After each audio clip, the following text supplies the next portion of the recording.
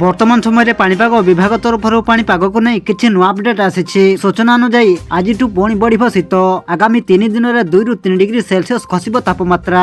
आज पुणी बढ़ शीत। असह्य थंडारे थरिब सारा ओडिशा। सप्ताह हेब राज्य में प्रबल शीत जारी रही बेले शनिवार राति मेघाच्छन्न आकाश जोगु अधिकांश स्थान में तापमात्रा 5 ରୁ 6 डिग्री पर्यंत बढ़ी जाइथिला। हेले पुणी थरे आज शीत बढ़िबो। आकाशरू बादल हटिबा परे पुणी विभिन्न स्थान में शीतर प्रकोप बढ़िबो।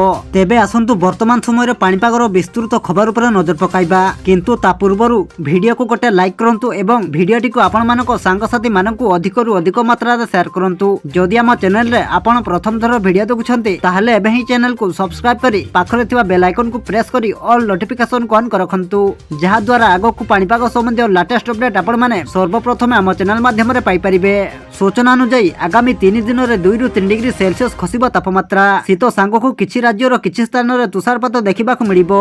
4.8 डिग्री सह जी उदयगिरी सबुठु ठंडा सहर पलटिछि। राउरकेला रे 6.7 डिग्री, झारसुगुड़ा रे 7 डिग्री, केन्दुझर रे 10 डिग्री, संबलपुर रे 11.7 डिग्री, बालेश्वर रे 11.8 डिग्री तापमात्रा रहितबा रेकर्ड होइछि। सेहिपरि भुवनेश्वर रे 12.3 डिग्री, कटक रे 11.4 डिग्री, हीराकुद रे 13.1 डिग्री, चांदोबाली रे 13.6 डिग्री, पारादीप रे 14 डिग्री, गोपालपुर रे 15.4 डिग्री, पुरी रे 16.5 डिग्री तापमात्रा रहितबा रेकर्ड होइछि। पाणीपाग केन्द्र सूचना अनुसार शनिवार राति ओडिशा पर एक घूर्णिबलय प्रभाव रहितिला। एहा प्रभाव रे राज्यर अधिकांश स्थान में पाग मेघाच्छन्न रहितिला।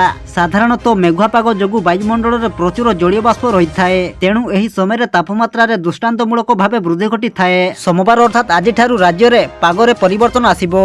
आकाश मेघमुक्त हेबा परे तापमात्रा पुणी ह्रास पाइबो बोली पाणीपाग विज्ञान केन्द्र कहिछि। परवर्ती 3 दिन मध्य राज्य रे 3 ରୁ 4 डिग्री पर्यंत तापमात्रा पुणी ह्रास पाइबो। फଳରେ गोटे दिनर विरति परे पुणी थरे राज्य को शीत फेरिबो। गला सप्ताह हेबो सारा राज्य रे तापमात्रा तळमुआ हेबा सह अनेक स्थान रे शीतलहरी स्थिति सृष्टि होइथिला। राज्य रे प्राय 25 सहर रे तापमात्रा 10 डिग्री तळे रहितबा हेतु असह्य शीत अनुभूत हेउथिला।